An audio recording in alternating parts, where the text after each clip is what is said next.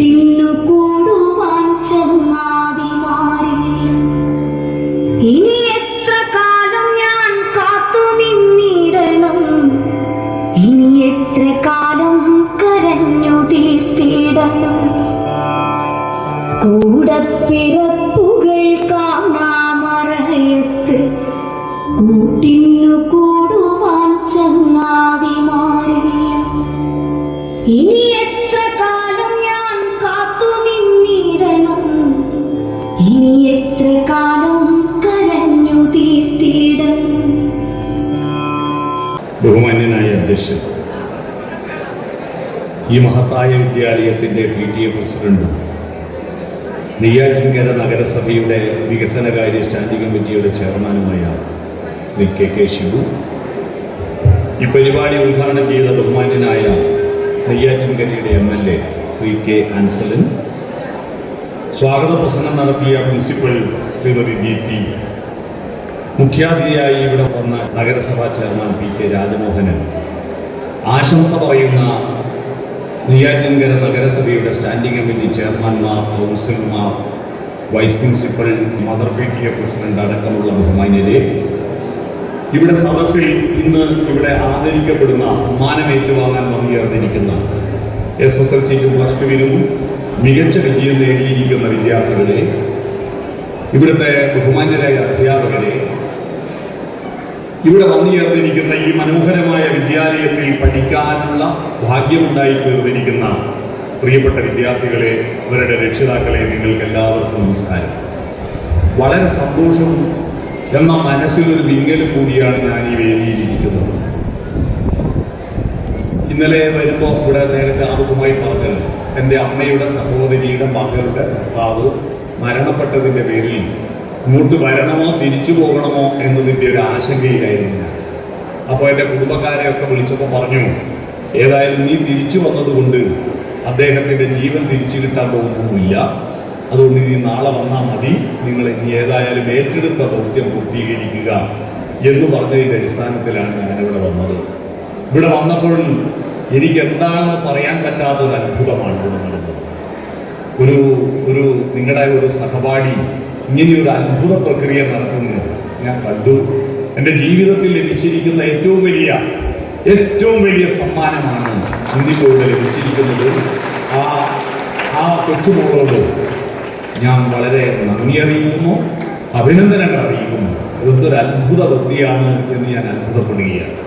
ഏതായാലും ഈ അത്ഭുതം മുമ്പ് എവിടെയോ ഞാൻ സോഷ്യൽ മീഡിയയിൽ ഇങ്ങനെ കണ്ടിരുന്നു, പക്ഷെ അതിന്റെ കൃത്യമായ കാര്യങ്ങൾ മനസ്സിലാക്കിയിരുന്നില്ല. ഈ കൊച്ചുപിടിക്കുകയും ഈ ഒരു കലയെയും, ഈ ഒരു അത്ഭുത കലയെയും ഞാൻ എൻ്റെ സോഷ്യൽ മീഡിയ പ്ലാറ്റ്ഫോമുകളിലൂടെ പരമാവധി പ്രചരണം നടത്തി അത് പുതിയ തലമുറയ്ക്ക് ആവേശമുണ്ടാക്കുന്ന കാര്യത്തിൽ യാതൊരു തർക്കവുമില്ല. പ്രിയപ്പെട്ടവരെ, അനുമോദനമാണ്, അഭിനന്ദനമാണ്, സമ്മാനമാണ്. എന്താണ് ഇതിന്റെ അർത്ഥം? സമ്മാനം എന്ന വാക്കിനർത്ഥം സമ്യക്കായി മാനിക്കുക എന്നതാണ്. എന്താണ് ഈ മാനിക്കൽ? മാനിക്കുക എന്ന് പറഞ്ഞാൽ ബഹുമാനിക്കുക. എങ്ങനെ ബഹുമാനിക്കണം? ബഹുമാനിക്കുക എന്നത് മനുഷ്യന്റെ ഏറ്റവും വലിയ പ്രത്യേകത. മനുഷ്യന് കിട്ടുന്ന ഊർജം ഭക്ഷണത്തിൽ നിന്നല്ല, ശ്വസനത്തിൽ നിന്നല്ല.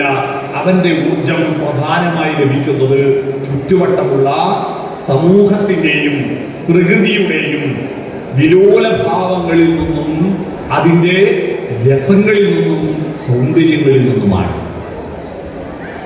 ഒരു കല്യാണ വീട്ടിൽ നമ്മൾ പോയി, ഗംഭീരമായ ഭക്ഷണം ഒരുക്കിയിട്ടുണ്ട്. പക്ഷേ ആ വീട്ടിൽ ഒരാളും നിങ്ങളെ സ്വീകരിച്ചില്ല, ഒരാളും നിങ്ങളോട് വർത്തമാനം പറഞ്ഞില്ല, ഒന്നും ഉണ്ടായില്ല. മൃഷ്ടാനം ഭക്ഷണം കഴിച്ച് നിങ്ങൾ തിരിച്ചു വരുമ്പോ നിങ്ങൾക്ക് തിന്നുന്നതിന്റെ കൂട്ടത്തിൽ ഒരു വേവാത്ത ചേനക്കഷ്ണം തിന്നുപോയതുപോലെ എവിടുന്നോ ചൊറിയും. വേവാത്ത ചേനക്കഷ്ണം തിന്നാൽ ചൊറിയും, പക്ഷെ മാന്തം പറ്റുകയില്ല. വയറ് പറഞ്ഞ നല്ല വിഷയം. എന്നാ മറ്റൊരു വിവാഹ വീട്ടിൽ പോയി. അവിടെ പോയപ്പോ വളരെ ദരിദ്രമുള്ള വീടാണ്, വളരെ ചെറിയ വിഭവങ്ങളെ ഉള്ളൂ. പക്ഷെ ചെന്ന് കയറുമ്പോൾ തന്നെ നിങ്ങളെ കൈപിടിച്ച് സ്വീകരിച്ച് കൊണ്ടുപോയി ഇരുത്തി, കുടുംബക്കാരെ വിളിച്ച് പരിചയപ്പെടുത്തി, അവരെ ഒരുമിച്ച് നിർത്തി ഒരു സെൽഫിയൊക്കെ എടുത്ത് ഭക്ഷണത്തിന് സമയമായപ്പോൾ കൊണ്ടുപോയി ഇരുത്തി, കഴിച്ചുകൊണ്ടിരിക്കുമ്പോൾ എന്തെങ്കിലും ആവശ്യമുണ്ട് പറയണമെന്ന് പറഞ്ഞു. അവസാനം തിരിച്ചു പോരുമ്പോ ഈ തിരക്കിനിടയിൽ ഇവിടം വരെ വന്നതിൽ വളരെ സന്തോഷമുണ്ട് എന്ന് പറഞ്ഞ് നന്ദി പറഞ്ഞ് നമ്മളെ യാത്രയയക്കുമ്പോ വയറ് നിറഞ്ഞില്ലെങ്കിലും മനസ്സ് നിറയും. മനുഷ്യൻ മനസ്സ് നിറക്കുന്നവനാണ്, വയറ് നിറക്കുന്നവനല്ല. വയറ് നിറഞ്ഞിട്ട് ആനന്ദം ഉണ്ടാക്കുന്നത് മൃഗങ്ങളാണ്. നമ്മളൊരു മൃഗമാണ്. ബേസിക്കായിട്ട് പ്രകൃതിയുടെ കണ്ണിൽ നമ്മൾ വെറും ഒരു മൃഗമാണ്. അതിന് പക്ഷിമൃഗാദികൾ വ്യത്യാസമില്ല പ്രകൃതിക്ക്. അതുകൊണ്ടാണല്ലോ മുണ്ടക്കൈ സ്കൂളിൽ പ്രകൃതി സംരക്ഷണത്തിന് വേണ്ടിയിട്ട് അക്ഷീണം പ്രവർത്തിക്കുന്ന കൊച്ചുകുട്ടികളെ, ആ കൊച്ചുകുട്ടികളുടെ വീടുകൾ അടക്കം അടിയിലൂടെ ഒഴുക്കി കൊണ്ടുപോയപ്പോ പ്രകൃതി ഈ മനുഷ്യക്കുട്ടികൾ ഈ പ്രകൃതി സംരക്ഷണത്തിന് വേണ്ടിയിട്ടാണല്ലോ പ്രവർത്തിക്കുന്നത് എന്ന് നോക്കിയിട്ട് അവരെ ഒഴിവാക്കി നിർത്തിയില്ലല്ലോ. പ്രകൃതിക്ക് മനുഷ്യരെന്നോ മൃഗങ്ങളെന്നോ ഒരു വ്യത്യാസവുമില്ല. പ്രകൃതിയുടെ കണ്ണിലെല്ലാം ഒരുപോലെയാണ്. ഒരു പ്രകൃതിയും ഒരു പക്ഷിമൃഗാദികളെയും ബോധപൂർവം ഒന്നും ചെയ്യുന്നില്ല. ഒരു കാറ്റും ഏത് വീട് പൊളിക്കണമെന്ന് വിചാരിച്ചിട്ട് കാറ്റടിക്കുന്നില്ല. ഒരു സമുദ്ര തിരമാലയും ഏത് കരയിലാണ് ഞാൻ സുനാമിയായി അടിക്കേണ്ടതെന്ന് ആലോചിച്ചതല്ല. പ്രകൃതി എന്ന് പറയുന്നത് ബോധപൂർവം ആരെങ്കിലും ഒരു സ്ഥലത്ത് വെച്ച് തീരുമാനമെടുത്തിട്ട് പ്രതികാരം ചെയ്തുകൊണ്ട് മുന്നോട്ട് പോകുന്ന ഒരു സംവിധാനമല്ല പ്രകൃതി. പ്രകൃതി അതിന്റെ സ്വാഭാവികമായ ഒഴുക്കിൽ അറിയാതെ പെട്ടുപോകുന്നതാണ്. നമ്മൾ അതിജീവിക്കും. നിങ്ങൾ അറിയുമോ ഹിമയുഗം എന്ന് കേട്ടിട്ടുണ്ടോ കുട്ടികളെ? ഹിമയുഗം ആയിരക്കണക്കിന് വർഷങ്ങൾക്ക് മുമ്പ് ഇവിടെ വലിയ ഹിമപാതം ഉണ്ടായിട്ട് ഭൂമി മൊത്തം തണുത്തു മരവിച്ചിട്ട് സകല ജീവജാലങ്ങളും ചത്തുപോയ ഒരു കാലഘട്ടമുണ്ടായിരുന്നു. എല്ലാം പോയി. എന്നിട്ടും ആ ഹിമയുഗത്തിൽ നിന്നും അത്യാവശ്യം ചില വിത്തുകൾ ബാക്കി വെച്ചിട്ട്, ചില ജീനുകൾ ബാക്കി വെച്ചിട്ട്, ചില മനുഷ്യർ ബാക്കിയായിട്ട് ആ മഞ്ഞിനോട് മല്ലടിച്ചിട്ട് ബാക്കിയായ ആ മനുഷ്യരിൽ നിന്നാണ് നമ്മൾ ഈ കാണുന്ന മനുഷ്യരൊക്കെ ഉണ്ടായത്. അതിജീവിച്ചു നമ്മൾ. ഈ പ്രകൃതിയുടെ ഏത് തിരിച്ചടിയെയും അതിജീവിക്കുവാനുള്ള ബുദ്ധി നമുക്കുണ്ട്. നാം മനുഷ്യനാണ് പ്രതികാരമുള്ളത്. പ്രകൃതിക്ക് പ്രതികാരമില്ല. മനുഷ്യന്റെ മനസ്സാണ് ഏറ്റവും പ്രധാനം. പ്രകൃതിക്ക് മനുഷ്യരും മൃഗങ്ങളും ഒരുപോലെയാണ്. നമ്മളൊരു മൃഗമാണ് പ്രകൃതിയുടെ മണ്ണിൽ. മൃഗങ്ങളും മനുഷ്യരും തമ്മിൽ എന്തോ വ്യത്യാസമുണ്ടോ? പ്രകൃതിയുടെ കണ്ണിൽ ഒരു വ്യത്യാസമില്ല. കാരണം മൃഗങ്ങൾക്ക് കൊടുത്തതുപോലെ നമുക്കും രണ്ട് കണ്ണാണ് തന്നിരിക്കുന്നത്. മൃഗങ്ങൾക്ക് കൊടുത്തതുപോലെ നമുക്കും രണ്ട് ചെവിയാണ് തന്നിരിക്കുന്നത്. മൃഗങ്ങൾക്ക് കൊടുത്തതുപോലെ നമുക്കും മൂക്കിന് രണ്ട് ദ്വാരം തന്നെയാണ് തന്നിരിക്കുന്നത്. ഒരു വ്യത്യാസമില്ല. മൃഗങ്ങൾക്ക് കൊടുത്തതുപോലെ നമുക്കും ചുവന്ന ചോരയാണ് തന്നിരിക്കുന്നത്. മൃഗങ്ങൾക്ക് കൊടുത്തതുപോലെ അസ്ഥിക്ക് വെള്ള നിറമാണ്. മൃഗങ്ങൾ ശ്വസിക്കുന്നത് പോലെ ഓക്സിജനാണ് ശ്വസിക്കുന്നത്. മൃഗങ്ങൾ പുറത്തുവിടുന്നത് പോലെ കാർബൺ ഡൈ ഓക്സൈഡാണ് പുറത്തുവിടുന്നത്. ശരീരം കൊണ്ട് നമ്മളൊരു മൃഗമാണ്. അതുകൊണ്ട് നിങ്ങൾ എപ്പോഴാണ് മനുഷ്യനാവുന്നത്? നിങ്ങൾ മനുഷ്യനാവുന്നത് ഭക്ഷണം കഴിക്കുമ്പോഴല്ല, ഉറങ്ങുമ്പോഴല്ല, വിസർജിക്കുമ്പോഴല്ല, സന്താനങ്ങളെ ഉണ്ടാക്കുമ്പോഴല്ല. നിങ്ങൾ മനുഷ്യരാവുന്നത് നിങ്ങൾ പ്ലസ് ആകുമ്പോഴാണ്. അതാണ് എ പ്ലസ്. എന്താണ് ഈ പ്ലസ് അറിയണം. നിങ്ങൾ എ പ്ലസ് +1 +2 പഠിക്കുന്നുണ്ടല്ലോ. മനുഷ്യന് മാത്രമേ പ്ലസ് ആവാൻ പറ്റൂ. പക്ഷെ മൃഗാദികൾക്ക് പ്ലസ് ഇല്ല, മൈനസും ഇല്ല. എന്താണ് ഈ പ്ലസ്? നമ്മൾ ഓരോന്ന് പഠിക്കുമ്പോഴും അതെന്താണെന്നറിയണം. ചോദ്യങ്ങൾ ചോദിക്കണം. ചോദ്യങ്ങൾ ചോദിക്കുന്ന കുട്ടികളാണ് പ്രധാനം. ഉത്തരം പഠിക്കലല്ല. നമ്മുടെ പഠനശീലം പലരും പല കാലഘട്ടങ്ങളിൽ സർക്കാരുകൾ മാറ്റി വന്നിട്ടും നമ്മുടെ പഠനശീലത്തിൽ വിസ്ഫോടനാത്മകമായി നമ്മുടെ ബുദ്ധിശക്തിയെ മുന്നോട്ട് നയിക്കുവാൻ ആവശ്യമായ സംവിധാനങ്ങൾ ഇതുവരെ ഉണ്ടായിട്ടില്ല. എന്താ കാരണം? നമ്മൾ ചോദ്യം വായിക്കും, ഉത്തരം പഠിക്കും. ഇത് തെറ്റാണ്. ഇത് അടിച്ചു പൊളിച്ചു മാറ്റണം മക്കളെ. ചോദ്യം വായിക്കുക, ഉത്തരം പഠിക്കുക. അതുകൊണ്ട് ഞാനൊരു ചോദ്യം ചോദിക്കട്ടെ നിങ്ങളോട്. ഒരു ചോദ്യം. ആ ചോദ്യം ഒരു കണക്കാണ്. ഈ കണക്കിന് ആരും ഉത്തരം പറയരുത്. ഉത്തരം അറിയുന്നവർ കൈപൊക്കിയാൽ മതി. അവരോടെ ഞാൻ ചോദിക്കും. എന്റെ നയം, നമ്മുടെ മാഷന്മാരുടെ സ്വഭാവം ഉത്തരം അറിയുന്ന ആളോട് ചോദിക്കൂല, അറിയാത്ത ആളോടെല്ലാം ചോദിക്കും. എന്നിട്ട് അവസാനം അറിയുന്നവരോട് ചോദിക്കും. എന്നാൽ പിന്നെ അത് ആദ്യം തന്നെ അറിയുന്നവരോട് ചോദിച്ചാൽ ബാക്കിയുള്ള ആളെ ടെൻഷൻ അടിക്കട്ടല്ലോ, അല്ലേ? എന്റെ നയം അറിയുന്നവരോട് ചോദിക്കുന്നതാണ്. നിങ്ങളെല്ലാവരും ഇപ്പൊ ഒരു വണ്ടി ഓടിക്കുകയാണ് വിചാരിക്കണം. വിചാരിച്ചില്ല? ഈ വണ്ടി 2 കിലോമീറ്റർ ഓടിയപ്പോ അതിൽ 4 ആൾ കയറിപ്പോയി. 4 കിലോമീറ്റർ ഓടിയപ്പോ അതിൽ നിന്ന് 2 ആൾ ഇറങ്ങിപ്പോയി. പിന്നെയും വണ്ടി 5 കിലോമീറ്റർ ഓടിയപ്പോ 10 ആൾ കയറിപ്പറ്റി. 10 കിലോമീറ്റർ ഓടിയപ്പോ 5 ആൾ ഇറങ്ങിപ്പോയി. ഇനിയാണ് ചോദ്യം. ആരും ഉത്തരം പറയണ്ട, കണക്കൊന്നും കൂടി പറയണോ? 2 കിലോമീറ്റർ ഓടിയപ്പോ 4 ആൾ കയറി, 4 കിലോമീറ്റർ ഓടിയപ്പോ 2 ആൾ ഇറങ്ങി, 5 കിലോമീറ്റർ ഓടിയപ്പോ 10 ആൾ കയറി, 10 കിലോമീറ്റർ ഓടിയപ്പോൾ 5 ആൾ ഇറങ്ങി. ചോദ്യം ഇതാണ്, ആരും ഡിസ്കസ് ചെയ്യണ്ട, അറിയെന്ന് കൈവയ്ക്കാൽ മതി. ചോദ്യം ഇതാണ്, ആ വണ്ടിയുടെ ഡ്രൈവറുടെ വയസ്സെത്ര? ആ വണ്ടിയുടെ ഡ്രൈവറുടെ വയസ്സെത്ര? ഉത്തരം അറിയുന്നവർ കൈവയ്ക്കും. 1, 2, 3. യെസ്, സമയം കഴിഞ്ഞു. ആദ്യം കൈവയ്ക്ക് മോള് പറഞ്ഞോ, കൃത്യസംഖ്യ പറയും. പറഞ്ഞോ, എത്രയാ വയസ്സ്? 16. ഇവിടെ ആരാ കൈവയ്ക്കിയത്? 17. പിന്നെ ഇവിടെ ഒരു മുതിർന്ന ആള് കൈവയ്ക്കി. പറഞ്ഞോ, 52.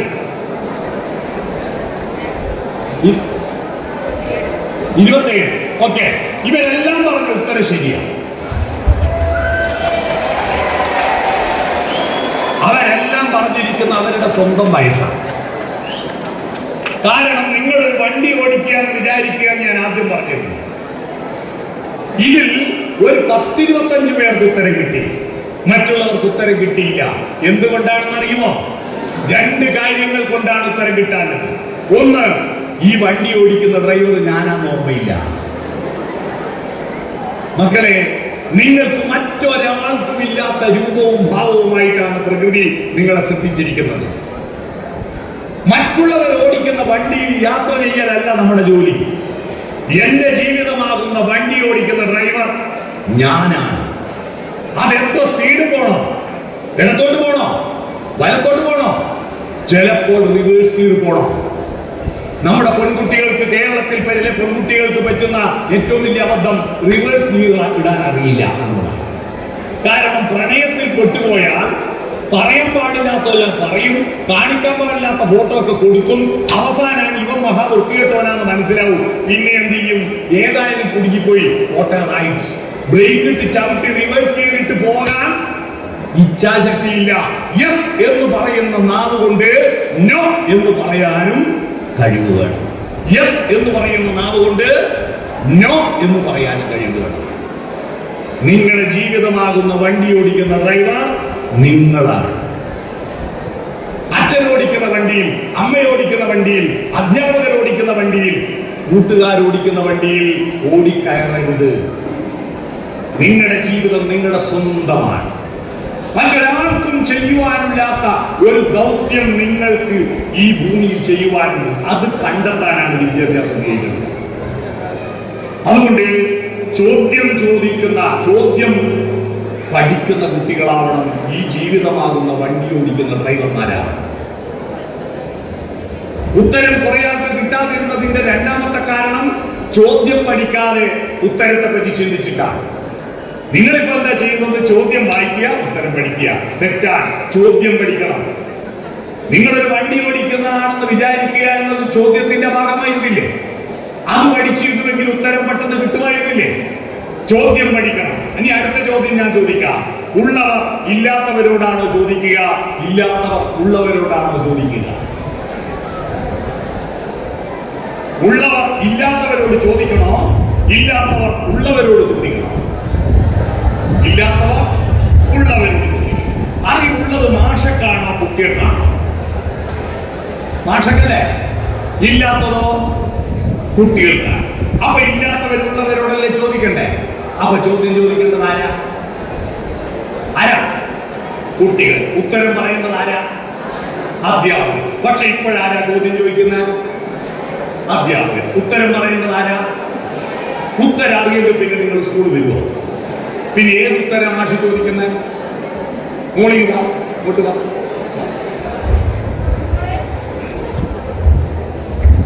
നമ്മുടെ സ്കൂളിൽ നടക്കുന്നത് എന്താ ഞാനിപ്പോ കാണിച്ചു തരാം. എന്താ മോളെ പേര്? മെർലിൻ. മെർലിൻ സ്റ്റേജിൽ കയറി വന്ന വഴിയിൽ എന്റെ ഫോൺ ഞാൻ മെർലിന് കൊടുത്തു. എന്റെ ഫോൺ ഞാൻ മെർലിന് കൊടുത്തു. കൊടുത്തെങ്കിലും നിങ്ങൾ ശ്രദ്ധിച്ചോ, മെർലിന്റെ രൂപഭാവം നോക്കൂ. മെർലിൻ ആ ഫോൺ നോക്കിയില്ല.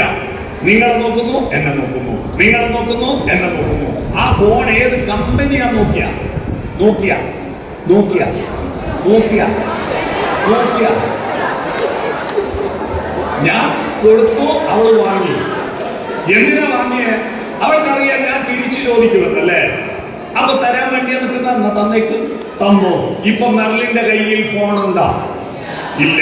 നിങ്ങൾ വിചാരിക്കുന്നില്ല ഈ കണ്ണൂരിൽ നിന്ന് ഇവിടെ വന്നിട്ട് ഇയാളെന്താ പൊട്ടംകളി കളിക്കുന്നു?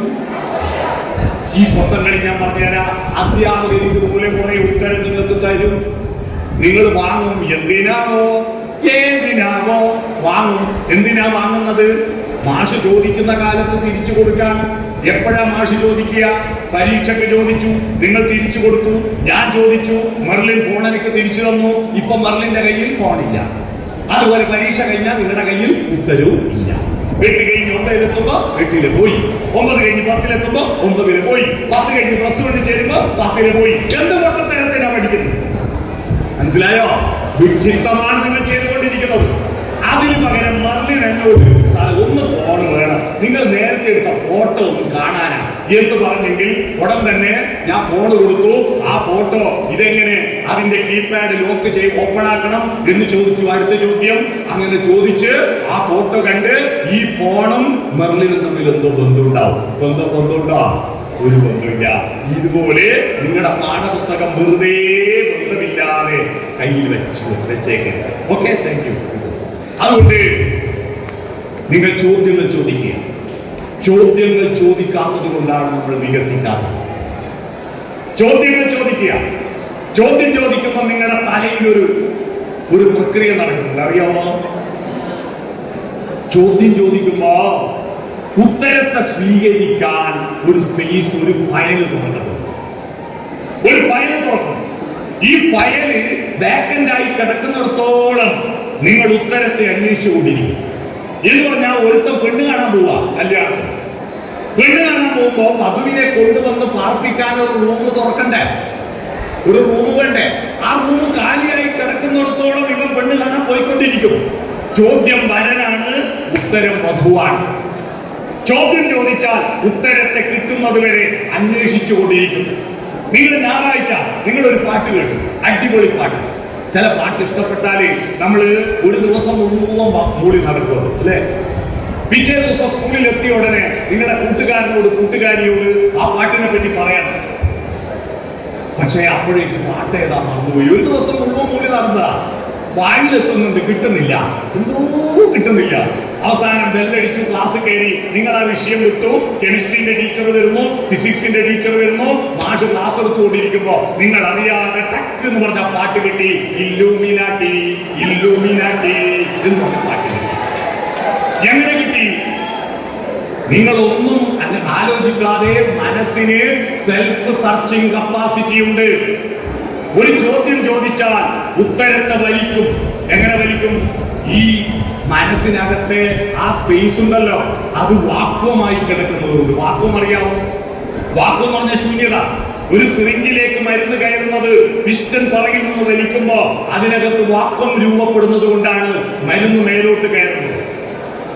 വാക്വത്തിന്റെ കരുത്ത് എന്താണ്?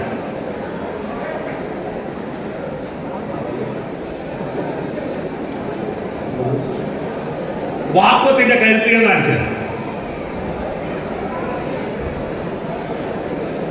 ഈ ഗ്ലാസ്സിൽ വെള്ളമുണ്ടല്ലോ, ഈ ഗ്ലാസ്സിൽ വെള്ളമുണ്ട്. ഇതെന്റെ കയ്യിൽ നിൽക്കുന്നുണ്ട്. ഇതെന്റെ കയ്യിൽ കമഴ്ത്തി വെച്ചാൽ മറിഞ്ഞു പോകില്ലേ? എന്നാ മറിഞ്ഞു പോകുന്നില്ല. ഈ വെള്ളം മറിഞ്ഞു പോകുന്നില്ല. ഇതിങ്ങനെ പിടിച്ചാൽ വീഴുന്നില്ല. എങ്ങനെയാണ് ഇവിടെ പറഞ്ഞത്? ഇതൊരു മാജിക്കും അല്ല. ഇവിടെ ഇവര് കൊണ്ടുവന്ന ഗ്ലാസ്സാണ്, ഇവിടുത്തെ വെള്ളമാണ്. എന്റെ കയ്യിൽ പശയൊന്നും ഒട്ടിച്ചില്ല. ഇത് ടൈറ്റായി നിൽക്കുന്ന കാരണം എന്താണ്? ഞാൻ ചെയ്തിരിക്കുന്ന ഒരു പ്രക്രിയ 4 ഭാഗം അമർത്തി വെച്ച് നടു പൊന്തിച്ചപ്പോ അതിന്റെ ഇടയിൽ ഒരു അല്പം വാക്വം ക്രിയേറ്റ് ചെയ്യപ്പെടും. ആ വാക്വത്തിന്റെ കരുത്ത് കൊണ്ടാണ് ഇതിങ്ങനെ നിൽക്കുന്നത്. മനസ്സിലായോ? മനസ്സിലായോ? ഇതാണ് ഈ വാക്ക് അത്ഭുതമില്ല. വീട്ടിൽ പോയിട്ട് കുപ്പി ഗ്ലാസ് കുളിക്കണ്ട, സ്റ്റീലിന്റെ ഗ്ലാസ് എടുക്കുക, എന്നിട്ട് വായു ഇങ്ങനെ അമർത്തിയിട്ട് ഉള്ളിലേക്ക് വലിച്ചു നോക്കൂ, അപ്പൊ ടൈറ്റായിട്ട് നിൽക്കൂലേ? അത് തന്നെ, അതാണ് വാക്വം. ഈ വാക്വം പുറത്തുള്ള വാക്വമാണ്. നിങ്ങളുടെ മനസ്സിനകത്ത് വാക്വം ക്രിയേറ്റ് ചെയ്യണമെങ്കിൽ നിങ്ങൾ ചോദ്യം ചോദിക്കുന്ന കുട്ടികളാണ്. ചോദ്യം ചോദിച്ചിട്ട് ഇന്നലെ ഇല്ലാത്തത് എന്തെങ്കിലും ഒന്ന് ഇന്ന് പഠിക്കാൻ പറ്റിയിട്ടില്ലെങ്കിൽ നിങ്ങൾ ഈ സ്കൂളിൽ വന്നത് നഷ്ടമാണ്. നിങ്ങൾ ഇവിടെ സ്കൂളിൽ ചേർക്കുമ്പോൾ ആരുടെയും തൂക്കമോ നീളമോ വീതിയോ നോക്കിയോ? SSLC കഴിഞ്ഞിട്ട് TC തരുമ്പോ ഇവിടെ വരുമ്പോൾ ഇവന്റെ തൂക്കം 45 കിലോ ആയിരുന്നു. ടീച്ചർ TC എഴുതുകയാണ്. തിരിച്ചു പോകുമ്പോ 10ാം ക്ലാസ്സിൽ നിന്ന് തിരിച്ചു പോകുമ്പോ 55 കിലോ ആയിട്ടുണ്ട്. 10 കിലോ പ്ലസ് ചെയ്തിട്ടുണ്ടെന്ന് സർട്ടിഫിക്കറ്റ് തരുമോ? ഇല്ല. പിന്നെ എന്താണ് പ്ലസ് ആവുന്നത്?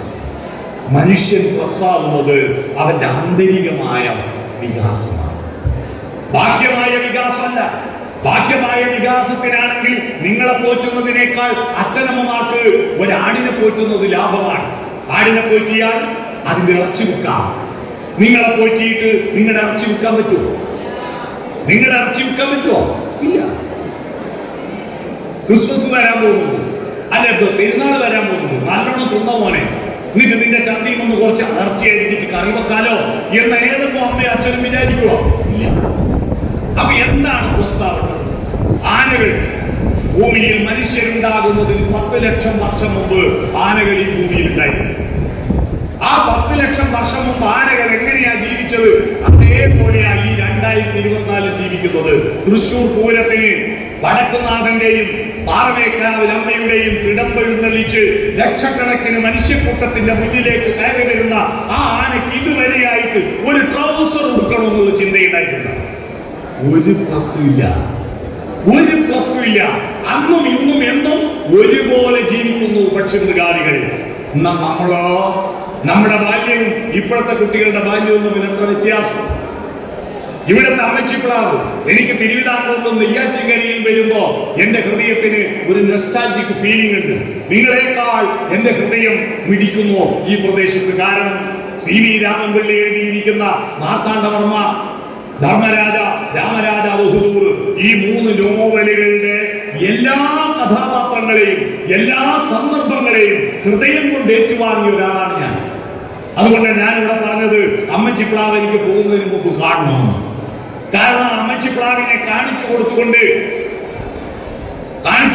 അനന്തപത്മനാഭൻ പടത്തലവൻ ഭ്രാന്തൻ ചാന്താനായിട്ട് മാർത്താണ്ഡവർമ്മ ഓടുമ്പോ അമ്മച്ചിപ്ലാവിനെ കാട്ടിക്കൊടുക്കുകയും അതിനകത്ത് പോയിട്ട് ഒളിക്കുകയും ചെയ്യുന്ന മാർത്താണ്ഡവർമ്മയുടെ കഥ വൈകാരികമായിട്ടാണ് ഞാൻ വായിക്കാറ്. പലതവണ ഞാൻ വായിച്ചിട്ടുണ്ട്. മാങ്കോയിക്കൽ കൊച്ചുകുറുപ്പിന്റെ നിലവറക്കുള്ളിൽ ഒളിച്ചു കിടക്കുന്ന മാർത്താണ്ഡവർമ്മ രാജാവ് വിവരം പറഞ്ഞിട്ട് 8 വീട്ടിൽ പിള്ളമാര് ആ മാങ്കോയിക്കൽ കൊച്ചുകുറുപ്പിന്റെ വീടിന് തീ കൊളുത്തിയപ്പോ ആയിക്കടാ പൊന്നുതമ്പുരാനെ രക്ഷിക്കാൻ എന്ന് കുറുപ്പും നിലവിളിച്ചപ്പോ അടിയൻ രക്ഷിപ്പോ എന്ന് പറഞ്ഞിട്ട് ഓടി വരുന്ന ഭ്രാന്തൻ ചാന്നാൻ. ഞാൻ വായിച്ച നോവലുകളിൽ ഏറ്റവും എനിക്ക് ഇഷ്ടപ്പെട്ട കഥാപാത്രമാണ് ഭ്രാന്തൻ ചാന്നാൻ. ആ ഭ്രാന്തൻ ചാന്നാന്റെ വേഷം അഭിനയിച്ച ഒരു സിനിമാ നടനുണ്ട്. അറിയാമോ? ആരാ? ആ ഭ്രാന്തൻ ചാന്നാനായിട്ട് കുലം എന്ന സിനിമയിൽ അഭിനയിച്ച ഒരു സിനിമാ നടൻ ഇപ്പൊ കേന്ദ്രമന്ത്രിയാണ്, സുരേഷ് ഗോപി. മനസ്സിലായി? കുലം എന്ന സിനിമയിൽ ഭ്രാന്തൻ ചാന്നാനായിട്ട് അഭിനയിച്ചു അദ്ദേഹം. ഞാൻ പറഞ്ഞു വന്നത് ഈ പ്രദേശത്തിന്റെ ഒരു മനോഹാരിത. അന്നത്തെ കാലഘട്ടത്തിൽ ഈ രാമവർമ്മ രാജാവിന്റെ കാലത്ത് കേരളത്തിലെ ആദ്യത്തെ ഫോട്ടോഗ്രാഫി കണ്ടിട്ടുണ്ടോ നിങ്ങൾ? അന്നത്തെ 1000 തിരുനാളിന്റെ ഫോട്ടോ. ആ ഫോട്ടോ ഒരു കുമ്പക്കുടലുമായിട്ട് മര്യാദയ്ക്ക് ഒരു കുപ്പായിടാണ്ട് തമ്പുരാട്ടിയിൽ കൊണ്ടിരിക്കുന്ന ആ കേരളത്തിലെ ആദ്യത്തെ ഫോട്ടോ അന്നത്തെ രാജാക്കന്മാരും. ഇന്ന് നമ്മള് രാജാക്കന്മാരുടെ ഫോട്ടോ ഒക്കെ ചിത്രമൊക്കെ വരച്ചിരിക്കുന്നത് ഗംഭീരമാണ്. പക്ഷെ അതൊന്നും ഉണ്ടായിരുന്നില്ല പണ്ട്. അത്ര മനോഹരമായ കിരീടങ്ങളൊന്നും ഉണ്ടായിരുന്നില്ല. വളരെ വളരെ പച്ച മനുഷ്യർ പ്രാകൃത വേഷമായിരുന്നു. ഇന്നെല്ലാം വസ്ത്രങ്ങൾ, എത്ര വലിയ കൊട്ടാരങ്ങൾ. പണ്ട് തിരുവിതാംകൂറിൽ 1 or 2 കൊട്ടാരമേ ഉണ്ടായിരുന്നു. പത്മനാഭപുരം കൊട്ടാരം, കിളിമാനൂർ കൊട്ടാരം, 1 or 2 കൊട്ടാരം. ഇപ്പൊ നമ്മുടെ നാട്ടിൽ എത്ര കൊട്ടാരങ്ങളാ? ഒരുപാട് കൊട്ടാരം. നമ്മൾ പ്ലസ്സായി, നമ്മൾ എത്ര വളർന്നു. ഇന്നലെ ഇല്ലാത്തത് എന്തെങ്കിലും ഉണ്ടാവണം ഇന്ന് നമുക്ക്. അത് ബാഹ്യമായ വളർച്ചയല്ല മക്കളെ, ആന്തരികമായ വളർച്ചയാണ്. ആ വളർച്ച ഉണ്ടാവണമെങ്കിൽ ചോദ്യം ചോദിക്കണം. പക്ഷെ നമ്മൾ ചോദ്യം ചോദിക്കാത്തതിന്റെ ദുരന്തം ഞാൻ പറഞ്ഞു തരട്ടെ. നമ്മുടെ രാജ്യം, അതിന്റെ പാരമ്പര്യം നിങ്ങൾ അറിയിക്കും. മഹാഭാരതവും രാമായണവും ഭാഗവതവും ഉപനിഷത്തുകളും വേദങ്ങളും വേദാന്തങ്ങളും ഒക്കെ എഴുതിയ നാടല്ലേ ഇന്ത്യ. മഹാഭാരതത്തിൽ 10-25,000 കഥാപാത്രങ്ങൾ. ഇവരുടെ മുഴുവൻ പേര് ഒരു മനുഷ്യൻ മനസ്സിലോർത്ത് വെച്ചില്ലേ? നിങ്ങളുടെ ക്ലാസ് ടീച്ചർക്ക് ക്ലാസ്സിലെ മുഴുവൻ കുട്ടികളുടെ പേരോർത്ത്. അപ്പോഴാണ് 20,000 കഥാപാത്രങ്ങളുടെ പേര് ഓർമ്മിച്ചു വെച്ചത്. ഒരു പേര് അങ്ങോട്ടും ഇങ്ങോട്ടും മാറിപ്പോയില്ല. എത്ര കഥകൾ, 1,64,000 ശ്ലോകങ്ങൾ, ഇതൊക്കെ എഴുതി വെച്ചു. ഭയങ്കര അത്ഭുതം.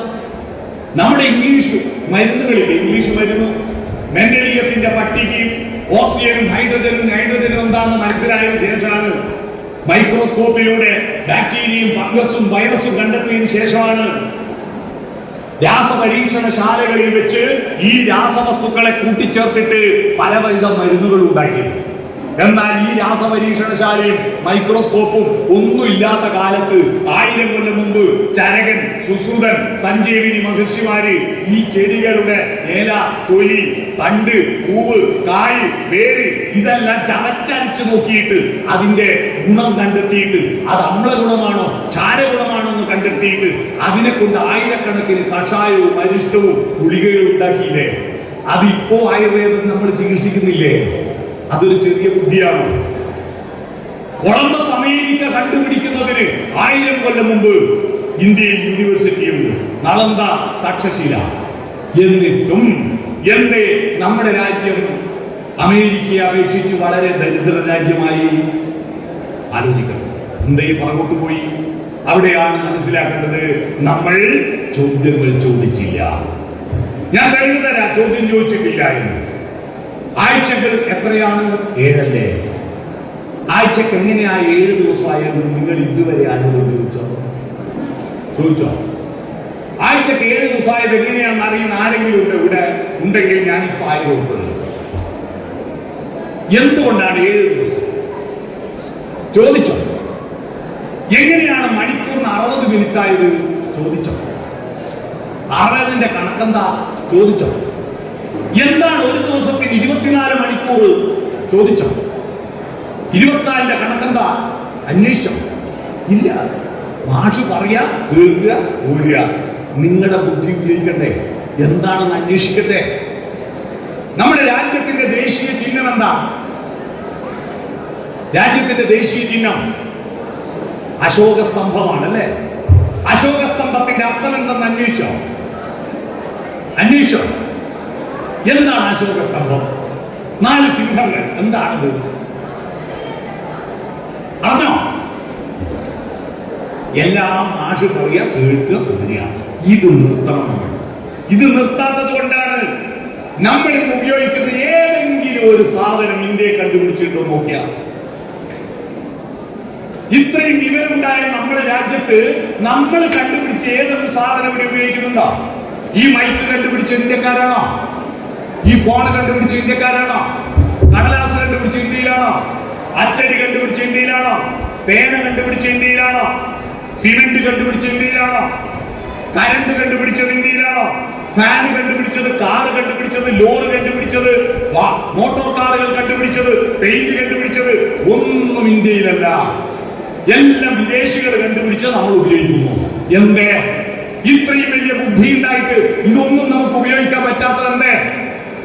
അതുകൊണ്ട് നിങ്ങളുടെ പഠനം എന്ന് പറഞ്ഞാൽ എങ്ങനെയെങ്കിലും SLCക്ക് ഒരു A+ കിട്ടുകയല്ല, +2 A+ കിട്ടുകയല്ല, എന്നിട്ട് ഏതെങ്കിലും ഒരു ബിടെക്കിന് ചേർന്നിട്ട് ഒരു പ്ലേസ്മെന്റ് കിട്ടുക, ആ പ്ലേസ്മെന്റ് കിട്ടിയിട്ട് ഒരു ജോലി വാങ്ങുക, ജോലി വാങ്ങിയിട്ട് കൊട്ടാരം പോലത്തെ ഒരു വീടെടുക്കുക, എന്നിട്ട് അവിടെ കപ്പല് പോലത്തെ ഒരു കാർ വാങ്ങുക, എന്നിട്ട് ലോൺ വാങ്ങിയിട്ട് മുറ്റത്തെല്ലാം ലോഡ് പിടിപ്പിക്കുക, പുല്ലിന്റെ ലോഡ് പിടിപ്പിക്കുക, എന്നിട്ട് ഗേറ്റും കൂട്ടിയിട്ട് സോഷ്യൽ മീഡിയ നോക്കിയിട്ട് മാന്തിയിരിക്കുക.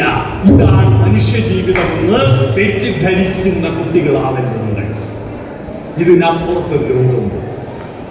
നിങ്ങളുടെ മനസ്സ് ആകാശം പോലെ വളരട്ടെ, അനന്ത വിഹായസിലേക്ക് പടരട്ടെ, അറിവിന്റെ ആഴങ്ങളിലേക്ക് പോകട്ടെ.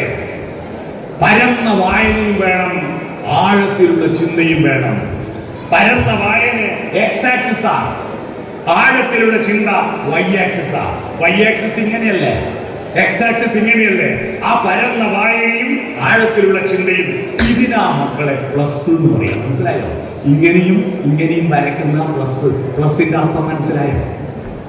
പ്ലസിന്റെ അർത്ഥം മനസ്സിലായോ? പരന്ന വായന, ആഴത്തിലുള്ള ചിന്ത. ചിന്തയില്ലാത്ത വായന കൊണ്ട് ഒരു കാര്യവുമില്ല. ഇനി ഒരു പ്ലസ് ഉണ്ട്. ഇന്ത്യ കണ്ട ഏറ്റവും വലിയ എ പ്ലസുകാരൻ ആരാന്നറിയാമോ? ഇന്ത്യ കണ്ട ഏറ്റവും വലിയ എ പ്ലസുകാരൻ. അദ്ദേഹത്തിന് സ്കൂളിൽ എ പ്ലസ് കിട്ടിയിട്ടില്ല, പരീക്ഷയ്ക്ക് റാങ്ക് കിട്ടിയിട്ടില്ല. പക്ഷെ ഇന്ത്യ കണ്ട ഏറ്റവും വലിയ എ പ്ലസുകാരൻ മോഹൻദാസ് കരംചന്ദ് ഗാന്ധിയാണ്. കാരണം അദ്ദേഹം നമ്മൾ രാഷ്ട്രപിതാവാക്കിയത് കൊണ്ടല്ല, അദ്ദേഹം സ്വാതന്ത്ര്യ സമരത്തെ നയിച്ചത് കൊണ്ടല്ല എ പ്ലസുകാരനാണെന്ന് ഞാൻ പറഞ്ഞത്. അദ്ദേഹം കരംചന്ദ് ഗാന്ധി ആയതുകൊണ്ടാണ്. എന്താ ഈ കരംചന്ദ് ഗാന്ധി? കർമ്മവും ചിന്തയും ചാലിച്ച ഗാന്ധി.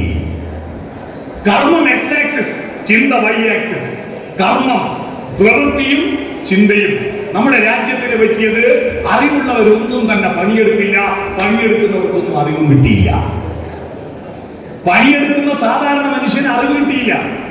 അറിവുള്ള മഹാമാന്യന്മാരോ ഒരു പണിയെടുത്തില്ല. ആരാ താജ്മഹൽ ഉണ്ടാക്കിയത്? അക്ബർ. ആരാ താജ്മഹൽ ഉണ്ടാക്കിയത്? ഷാജഹാൻ. ഇത് എഴുതിയാലേ പരീക്ഷയിൽ മാർക്ക് കിട്ടൂ. എന്നാ നിങ്ങൾ അറിയണം, 28 വർഷത്തെ പണിയെടുത്തിട്ടാണ് താജ്മഹൽ ഉണ്ടാക്കിയത്. ഈ 28 വർഷത്തിനിടയിൽ ഈ ഷാജഹാൻ ചക്രവർത്തി തിരുമേനി ഒരു മാർബിളിന്റെ കഷ്ണം ഇപ്പുറത്തെടുക്കുന്ന അപ്പുറം കൊടുത്ത ബന്ധമുണ്ടാ? അദ്ദേഹം പോയി ഇങ്ങനെ നോക്കിയിട്ടുണ്ടാവും. എന്നാ അറിയണം, താജ്മഹൽ ഉണ്ടാക്കുന്നതിനിടയിൽ 19,000 തൊഴിലാളികൾ മരിച്ചുപോയിരുന്നു. അറിയോ? 19,000 തൊഴിലാളികൾ മരിച്ചുപോയിരുന്നു. അവരാ താജ്മഹൽ ഉണ്ടാക്കിയത്. നമ്മൾ ഫുട്ബോൾ വേൾഡ് കപ്പ് കണ്ടില്ലേ ഖത്തറിൽ? അവിടുത്തെ മൈതാനങ്ങൾ എത്ര നല്ല സാങ്കേതിക പൂർണ്ണതയുള്ള മൈതാനങ്ങളാണ്, എത്ര സുന്ദരമാണ്.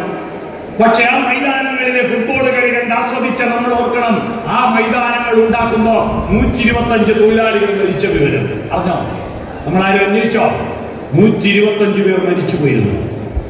നമ്മളിപ്പോ 500 പേർ മരിച്ച മുണ്ടക്കൈ ദുരന്തത്തെ പറ്റി പറയുന്നു. പക്ഷെ നമ്മൾ ആഘോഷിച്ച വേൾഡ് കപ്പ് ഫിഫയിൽ 125 പേരുടെ രക്തപ്പുള്ളികളുടെ ഫലമാണ് നമ്മൾ കണ്ടാസ്വദിച്ച ഫിഫ വേൾഡ് കപ്പ്.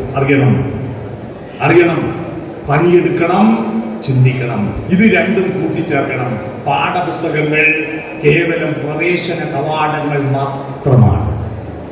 ആ പ്രവേശന കവാടത്തിലൂടെ നിങ്ങൾ ഇവിടെ രാവിലെ വരുമ്പോ നിങ്ങളുടെ മനസ്സിന്റെ സംസ്കാരവും മനസ്സിന്റെ ബുദ്ധിശക്തിയും ഒരു സ്റ്റെപ്പെങ്കിലും പ്ലസ് ആക്കാതെ തിരിച്ചു പോകുന്നുണ്ടെങ്കിൽ നിങ്ങൾ ഇവിടെ വന്നത് ആടിനെ ആരെയും കൂട്ടിയതിന് തുല്യമാണ്. ഇവിടെ വന്നിരുന്നു, കുറെ നേരം ഇരുന്നു, എന്തെല്ലോ കേട്ടു, ഉച്ചഭക്ഷണം കഴിച്ചു, തിരിച്ചു പോകുന്നു. വരുമ്പോഴുള്ള ഞാനായിരിക്കരുത് തിരിച്ചു പോകുമ്പോഴുള്ള ഞാൻ. എന്തെങ്കിലും ഒന്ന് എനിക്കൊന്നിക്കൽ സാംസ്കാരികമായി കേവലം ബുദ്ധിശക്തിയുടെ വികാസമല്ല വിദ്യാഭ്യാസം. ബുദ്ധിശക്തി മാത്രം വികസിച്ചിട്ട് കാര്യമൊന്നുമില്ല. ആ ബുദ്ധിശക്തിയുടെ കൂട്ടത്തിൽ നിങ്ങൾക്ക് വൈകാരികമായ ശക്തി ഉണ്ടാവണം. വൈകാരികമായ ശക്തി എന്താ? ചിരിക്കാൻ അറിയണം, ചിരിക്കാതിരിക്കാൻ അറിയണം. ചിരിക്കേണ്ടടുത്ത് ചിരിക്കണം. നമ്മുടെ കേരളത്തിലുള്ള ഒരുപാട് ആളുകൾക്ക് ഇപ്പൊ ചിരിക്കാൻ മറന്നുപോകും. മക്കൾ എന്തൊക്കെ തമാശ പറഞ്ഞാൽ ചിരിക്കാത്ത അച്ഛനാണ് നിങ്ങൾ, അടിയന്തരമായി അച്ഛനെ കൗൺസിലിംഗ് കേന്ദ്രത്തിൽ കൊണ്ടുപോകണം. മക്കൾ തമാശ പറഞ്ഞാൽ അച്ഛന്മാര്, അമ്മമാര് ചിരിക്കും. അച്ഛന്മാരെന്ത് ചെയ്യും? പണ്ട് ഈ വോഡാഫോണിന്റെ മുമ്പേ ഒരു ഹച്ച് എന്ന് പറഞ്ഞ കമ്പനിയില്ലേ, ഹച്ച്. ആ ഹച്ച് കമ്പനിയിൽ ഒരു പട്ടി ഉണ്ടായിരുന്നു, ഒരു മുഖം ചൊളിയ, ഓർമ്മയുണ്ടോ? ആ പട്ടിയുടെ മോന്ത പോലെയാണ് മക്കള് തമാശ പറയുമ്പോൾ അച്ഛന്മാരൊക്കെ ഇങ്ങനെയാണ് നിൽക്കുക. അവരെ അടിയന്തരമായി കാണിക്കണം. മക്കളെന്നും പറയുമ്പോൾ ചിരിക്കുന്ന അച്ഛൻ വേണ്ടേ? ചിരിക്കണം, ചിരിക്കാതിരിക്കാനും കരയണ്ടേ? കരയണം. പ്രിയപ്പെട്ട മക്കളെ, നിങ്ങൾ കരയരുതെന്ന് പറയുന്ന വിഡ്ഢികളെ നിങ്ങൾ പരിഗണിക്കരുത്. മരണപ്പെട്ട വീട്ടിൽ വന്നിട്ട് ചില മാന്യന്മാര് വന്നിട്ട് പറയും കരയണ്ടേ, കരയ. പിന്നെ എപ്പ കരയാ? മോനെ പറഞ്ഞല്ല കരയ, മരിച്ചാലല്ലേ കരയ. കരയേണ്ടടുത്ത് കരയണം വേണ്ടേ? പക്ഷെ കരയാൻ പാടില്ലാത്തടത്ത് കരയരുത്. എന്റെ നാട്ടിൽ ഈ കപ്പളങ്ങ തർമോസ് എന്ന് പറഞ്ഞ സാധനമില്ല, പപ്പായ. ഈ പപ്പായ കറി വെക്കാൻ വേണ്ടി നോക്കിയെടുക്കുക ഒരു സ്ത്രീ. അപ്പോ മുട്ടുകുത്തി എഴുതിയ ഒരു കൊച്ചു കുട്ടി വന്നിട്ട് ഒന്ന് വായിലിട്ടു, തൊണ്ടയിൽ കുടുങ്ങിപ്പോയി. കുട്ടി ശ്വാസം മുട്ടി ഇങ്ങനെ കരയുമ്പോ സ്ത്രീ നെഞ്ചത്തടിച്ചു നിലവിളിച്ച് എന്റെ മോനെ പോന്ന് പറഞ്ഞ ആളുകൾ ഓടി വന്നു. ഈ കുട്ടിയെ എടുത്ത് ഡോക്ടറെ അടുത്ത് വന്നു. ഡോക്ടറെ അടുത്ത് കൊണ്ടുവരുമ്പോഴേക്കും കുട്ടി മരിച്ചുപോയി. അപ്പൊ കൂടെ വന്നവര് പറഞ്ഞു, ഈ സ്ത്രീ നെഞ്ചത്തടിച്ച് നിലവിളിക്കുന്നത് കേട്ടിട്ടാണ് ഞങ്ങൾ ഓടി വന്നത്. അന്ന് ഡോക്ടർ പറഞ്ഞ ഹരിശങ്കർ ഡോക്ടർ പറഞ്ഞൊരു വാക്കുണ്ട്, നിങ്ങൾ ഈ നെഞ്ചത്തടിക്കുന്നതിന് പകരം ഈ കുട്ടിയുടെ പുറത്താ ഒന്ന് അടിച്ചെങ്കിൽ അത് തെറിച്ചു പോകും, കുട്ടി രക്ഷപ്പെടുകയായിരുന്നു. കരയേണ്ടടുത്ത് കരയണം, പക്ഷെ കരയാൻ പാടില്ലാത്തടത്ത് കരയരുത്. അതിജീവിക്കാൻ കരുത്ത് വേണം, വേണ്ടേ? ആ ആനയുടെ കാലിൽ കിടന്നുറങ്ങിയ അമ്മയില്ലേ, ആ അമ്മ 1000 ഏപ്രസുകാരേക്കാൾ മികച്ച സ്ത്രീയാണ്. ഉണ്ടക്കയിൽ കിട്ടിയ കുട്ടികളെയും മരിച്ചു പോയിട്ട് രാത്രിയിൽ ഈ ആനക്കാട്ടിൽ പോയിട്ട് അവരെയും കാത്തുരക്ഷിച്ച് കിടന്നുറങ്ങിയ അമ്മയാണ് പ്രിയപ്പെട്ട മക്കളെ ഫസ്റ്റ് റാങ്ക് നേടിയ കുട്ടികളെക്കാൾ മികച്ച വ്യക്തിത്വത്തിനുള്ളതാണ്. നിങ്ങൾ അറിയണം, കരയാൻ പാടില്ലാത്തവർക്ക് കരയരുത്. ദേഷ്യം വരരുത്, ദേഷ്യം വരണ്ടേ? എന്നാ ദേഷ്യം വരാൻ പാടില്ലാത്തവർക്ക് ദേഷ്യം വരരുത്. ദേഷ്യം വരാൻ പാടില്ലാത്തവർക്ക് ദേഷ്യം വരരുത്. നമ്മളിപ്പോ നമ്മുടെ കുട്ടികളെ എന്താ പ്രശ്നം? നമ്മുടെ നാട്ടിലുള്ള കലാപങ്ങൾ നിങ്ങൾ നോക്കൂ. ഇവിടെ ഒരു മനുഷ്യന്റെ ജീവന് വേണ്ടിയിട്ട് പട്ടി പോലും മണത്ത് കണ്ടുപിടിച്ചിട്ട് ആ ജീവനെ രക്ഷിക്കാൻ പരിശ്രമിക്കുമ്പോഴാ അന്ന് ബംഗ്ലാദേശിൽ കലാപം നടത്തിയിട്ട് 100 കണക്കിന് ആളുകൾ മരിച്ചു, അല്ലെ? അങ്ങ് ഗാസയിൽ, പാലസ്തീനിൽ, ഇസ്രായേലിൽ മനുഷ്യരെ കൊന്നു 1000 കണക്കിന് ആളുകളെ കൊല്ലുന്നു. കൊല്ലാനാണ് പിന്നെ മനുഷ്യൻ വേണോടോ? കടുവയായ പോലെ, സിംഹമായ പോലെ, പോത്തായ പോലെ. ഞാൻ വർഷങ്ങൾക്ക് മുമ്പ് നെയ്യാറ്റിൻകര വന്നു. നെയ്യാറ്റിൻകര വന്നപ്പോ അവിടെ വലിയൊരു ബോർഡ് കണ്ടു, ലാൻഡ് സഫാരി പാർക്ക്. ഞാൻ വിചാരിച്ചത് ലാൻഡ്സ് ക്ലബ് ഉണ്ടാക്കിയ പാർക്കാന്നാണ്. ഞാനാണ് നോക്കുമ്പോ സിംഹങ്ങളെ കണ്ടപ്പോ ഞാൻ ഞെട്ടിപ്പോയി. ആ സിംഹങ്ങൾ 2 വിധമുണ്ട്. സിംഹങ്ങൾ 2 വിധമുണ്ട്. ഒന്ന്, പരസ്പരം ആക്രമിക്കുന്ന സിംഹങ്ങൾ. 2, ടെറിറ്ററികൾ കീഴടക്കുന്ന ഗംഭീര ശബ്ദത്തോടുകൂടി നടക്കുന്ന സിംഹങ്ങൾ. പ്രിയപ്പെട്ട മക്കളെ, നമ്മുടെ ഉള്ളിൽ 2 സിംഹങ്ങൾ. ഒന്ന്, ആക്രമിക്കണം, കീഴടക്കണം എന്ന സിംഹം. 2, ഈ ലോകത്തിലൂടെ നടന്നിട്ട് ലോകത്തെ അറിയാൻ വിഹക വീക്ഷണം നടത്തുന്ന സിംഹം. അതുകൊണ്ടാണ് നമ്മൾ കാട്ടിലെ രാജാവാര സിംഹവാൻ. പക്ഷെ ആ വിവരം ഇന്നോടൊരു സിംഹത്തിന് അറിയില്ല. സിംഹത്തിനറിയോ ഞാൻ ആ രാജാവെന്ന്? അറിഞ്ഞിട്ട് പിറ്റേന്ന് കൊട്ടാരം വേണമെന്ന് പറയും. അത് വെറും നിലത്ത് കിടന്നുറങ്ങ. കാട്ടിലെ രാജാവ് സിംഹമാണെന്ന് തീരുമാനിച്ചത് നമ്മളാ, മനുഷ്യരാ. അതിന്റെ കാരണം സിംഹത്തിന്റെ ടെറിറ്ററികൾ കീഴടക്കുന്ന ആ ഭാവം. കലിംഗ യുദ്ധം കണ്ട് മനമെടുത്ത അശോക ചക്രവർത്തി യുദ്ധം അവസാനിപ്പിച്ചുകൊണ്ട് ബുദ്ധമതത്തിൽ ചേർന്നിട്ട് ധർമ്മം ശരണം ഗച്ഛാമി എന്ന് പറഞ്ഞുകൊണ്ട് ബുദ്ധമതത്തിൽ ചേർന്നിട്ട് രാജ്യത്താകമാനം മനുഷ്യരോട് പറഞ്ഞു, ഹേ മനുഷ്യരെ, ആക്രമിക്കാനും കീഴടക്കുവാനുമുള്ള നിങ്ങളുടെ ഉള്ളിലെ സിംഹങ്ങൾ പരസ്പരം പൊരുതുന്ന ആ സിംഹപ്രഭാവം തിരിഞ്ഞെടുത്തു 4 ദിക്കിലേക്ക് പോകും. ടെറിറ്ററികൾ കീഴടക്കും, അറിവിന്റെ ലോകങ്ങളിലേക്ക് പോകും. നോർത്തിലേക്ക് പോകൂ, ഈസ്റ്റിലേക്ക് പോകൂ, വെസ്റ്റിലേക്ക് പോകൂ, സൗത്തിലേക്ക് പോകൂ. അതാ നോർത്ത്, ഈസ്റ്റ്, വെസ്റ്റ്, സൗത്ത്. അതാണ് ന്യൂസ്. മനസ്സിലായോ? വാർത്തകൾ തേടൂ, അറിവുകൾ തേടൂ. North, east, west, south. അതാണ് അശോകൻ ഉണ്ടാക്കിയ സിംഹങ്ങൾ. അഭിമുഖമായി പൊരുതുന്ന സിംഹങ്ങളല്ല, പരാമുഖമായി 4 ദിക്കിലേക്ക് പോകുന്ന സിംഹങ്ങൾ. പക്ഷെ നമ്മുടെ പുതിയ തലമുറയുടെ അവസ്ഥ എന്താണെന്നറിയോ? അവർക്ക് ഒരു പൂവ് കണ്ടാൽ, ഒരു കവിത കണ്ടാൽ, ഒരു കഥ വായിച്ചാൽ ഒരു രസവും തോന്നില്ല. എന്നാൽ അൽഫാം കണ്ടാൽ, ചിക്കൻ കബാബ് കണ്ടാൽ താല്പര്യം തോന്നില്ല. എപ്പോഴാണ് നമ്മൾ മനുഷ്യരായത്? ഗുരുവിന്റെ ഭൂമി കേട്ടിട്ടുണ്ടോ? ഗുരു എന്ന് പറഞ്ഞാൽ മാഷ് എന്നല്ല അർത്ഥം കേട്ട. ഗുരു എന്ന് പറഞ്ഞാൽ വലുത് എന്നാണ്. മാഷന്മാരെ ഗുരു എന്ന് വിളിക്കുന്നത് കുട്ടികളെക്കാൾ അറിവ് വലുതായവരായതുകൊണ്ടാണ്. ഗുരുതരമായ പരിക്ക് പറ്റി എന്ന് പറഞ്ഞാൽ മാഷക്ക് പരിക്ക് പറ്റിയെന്നല്ലല്ലോ, വലിയ പരിക്ക് പറ്റിയത്. ഗുരു വലുതാണ്, ലഘു ചെറുതാണ്. മൃഗങ്ങളുടെ ഗുരു ശരീരമാണ്, മനസ്സ് ലഘുവാണ്. എന്ന് പറഞ്ഞാൽ ഇപ്പൊ ഈ സ്കൂളിന്റെ മുറ്റത്തൊരു പശു വന്നു, ആ പശുവിന് മൂത്രയിക്കണം തോന്നുന്നു, ശരീരത്തിന് തോന്നുക മൂത്രയിക്കണം. അപ്പൊ മനസ്സ് പറയാ, അയ്യോ കുട്ടികളെല്ലാം ഉണ്ട്, ഇവിടുന്ന് പറ്റൂല എന്ന് പറയാ. ഇല്ല, മൂത്രയിക്കാൻ കുട്ടി അപ്പൊ വാല് പൊതിച്ച് മൂത്രയിക്കും. ചാണകം ഇടാൻ തോന്നിയ അപ്പൊ ചാണകം, ഇണ ചേരാൻ തോന്നിയ പട്ടികൾ റോഡിൽ വെച്ചാണ് ചെയ്യുന്നത്. കാരണം അതിന്റെ ശരീരമാണ് ഗുരു. മനസ്സിലെത്തുക, മനസ്സുണ്ട് പട്ടികൾക്കല്ല. എന്റെ നാട്ടിലെ പട്ടികൾ കണക്കറിയാം. വീതി കുറഞ്ഞ റോഡിലൂടെ നമ്മൾ സ്കൂട്ടർ ഓടിച്ചു പോവുക. അപ്പൊ നമ്മൾ ഒരു പട്ടി റോഡിന്റെ പകുതിക്ക് കിടന്നിട്ടുണ്ട്. നമ്മൾ ഹോണടിച്ചാല് പട്ടി തല പൊതിച്ച് നോക്കും. സ്കൂട്ടറാണെന്ന് കണ്ട അനങ്ങില്ല, കാരണം സ്കൂട്ടറിന് കൊണ്ട വീതി അവിടെ ഇല്ലല്ലോ. പറകിയ ലോറി വന്ന് നോക്കും, പട്ടി എഴുന്നേറ്റ് മാറിത്തരും. കാരണം സ്കൂട്ടറിന്റെ വീതി എത്രയാ, ലോറിയുടെ വീതി എത്രയാന്ന് പട്ടിക്കറിയാം. ആ കണക്കറിയുന്നതുകൊണ്ടല്ലേ മാറിക്കൊടുക്കുന്നത്. എന്നാൽ നമ്മളെ കൂട്ടത്തിലെ ചില പട്ടികൾക്ക് ഈ കണക്കറിയില്ല. അവർ റോഡിൽ വെച്ച് പോകണ്ടില്ലേ വണ്ടി, വേറെ ആൾക്ക് ബ്ലോക്കാക്കിയിട്ട് വന്നാടില്ലേ. മൃഗങ്ങൾക്ക് മനസ്സുണ്ട്, പക്ഷേ അത് ശരീരത്തിന് വിധേയമാ. നമ്മൾ മനുഷ്യരാവുന്നത് എപ്പോഴാ? നമ്മുടെ ശരീരം ലഘുവും മനസ്സ് ഗുരുവാവുമ്പോഴാ. ഇപ്പൊ ഇവിടുന്ന് മൂത്രയിക്കാൻ മുട്ടിയാൽ ഇവിടെ ഒഴിക്കോ, ഓനെന്ത് ജന്തുവെന്ന് പറയും അല്ലേ? അപ്പോൾ മൃഗമായി. നമ്മുടെ മനസ്സ് പറയും ശരീരത്തോട്, അനങ്ങാണ്ട് കിടന്നോ പേരിങ്ങോട്ടല്ലേ, നിൽക്കവിടെ, ടോയ്ലറ്റ് എത്തട്ടെ എന്ന് പറയാൻ ആജ്ഞാപിക്കാൻ കഴിയുന്ന മനസ്സ് നമുക്കുണ്ട്. അതുകൊണ്ടാണ് നമ്മൾ മനുഷ്യരായേ.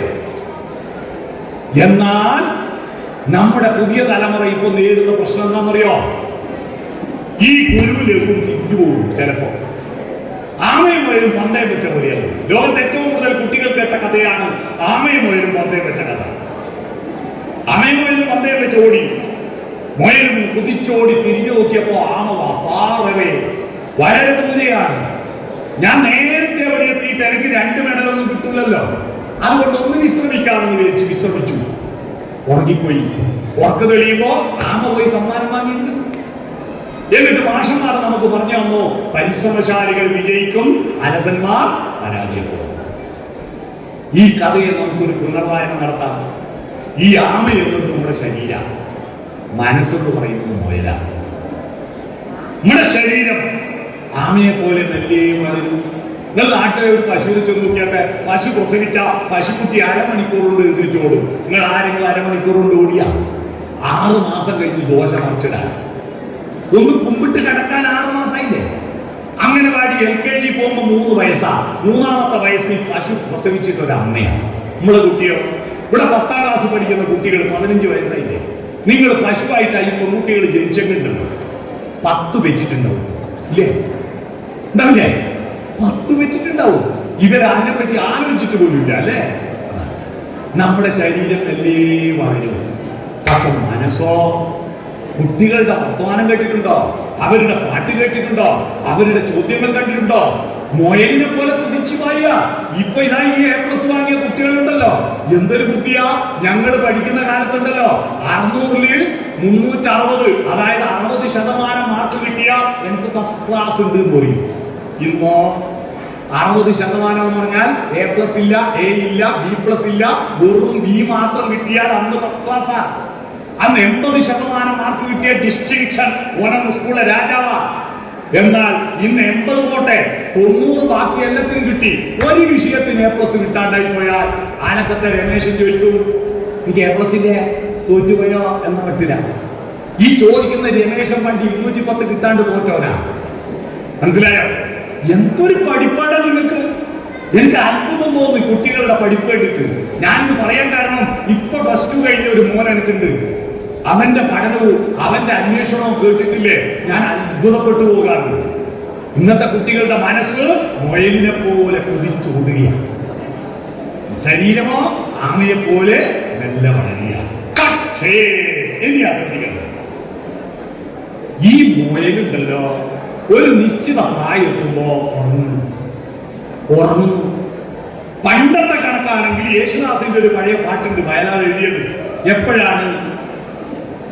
200 പൗർണമി ചന്ദ്രികകൾ, 200 പൊന്നരയന്നങ്ങൾ, കുളിരുമൈന്റെ കൗമാരത്തിന്റെ കിളിവാതിൽ ഇരുകിലെ തുറന്നു നോക്കി എന്നൊരു പാട്ടുണ്ട്. 200 പൂർണ്ണചന്ദ്രന്മാരെ കാണുമ്പോ എപ്പോഴാത്? 1000 പൂർണ്ണചന്ദ്രന്മാരെ കാണുമ്പോ 84 വയസ്സ്. 200 പൂർണ്ണയന്ത്രന്മാരെ കാണുമ്പോ 17 വയസ്സ്. 17 വയസ്സാവുമ്പോ കൗമാരം തുടങ്ങും. എപ്പോ? യേശുദാസ് ഈ പാട്ട് പാടുന്ന അന്ധകാലത്ത്. ഇപ്പോ അത് പോയി.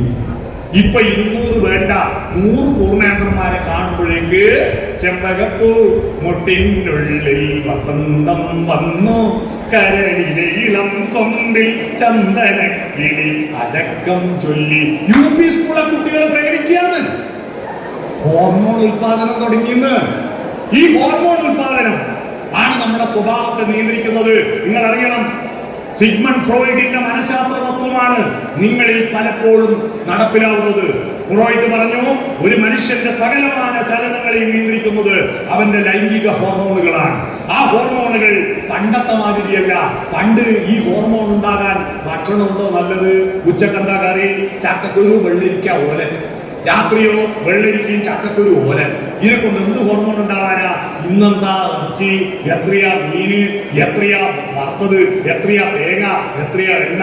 നമുക്കെല്ലാം ഒരുപാട് പേരുണ്ടെങ്കിലും മരിച്ച ഒരു പേരേ ഉള്ളൂ. എന്താ അത്? ശവം, അല്ലേ മയ്യത്ത്. എന്നാ കോഴിന്റെ ഭാഗ്യം നോക്കിയാട്ടെ, കോഴിക്ക് മരിക്കുന്നവർ ഒറ്റൊരു പേരേ ഉള്ളൂ. മരിച്ച 28 പേരാ. Chicken kebab, chicken kadai, pepper chicken, ginger chicken, chicken 65. ഇത് മുഴുവൻ കുട്ടികളെ തിന്നല്ലേ? തിന്ന് ഹോർമോൺ അങ്ങ് ഉണരുമ്പോ മനസ്സ് ഉറങ്ങുക. മനസ്സാകുന്ന മുയല് ഉറങ്ങുന്നു, ശരീരമാകുന്ന ആമ ഏടുന്നെങ്കിലും ഒരുത്തൻ ചിരിച്ചു കാണിച്ചാൽ മതി. എനിക്ക് ഏടുന്നെങ്കിലും ഒരു മക്കളെ ഉണ്ടാക്കണം എന്ന ചിന്തയാണ്.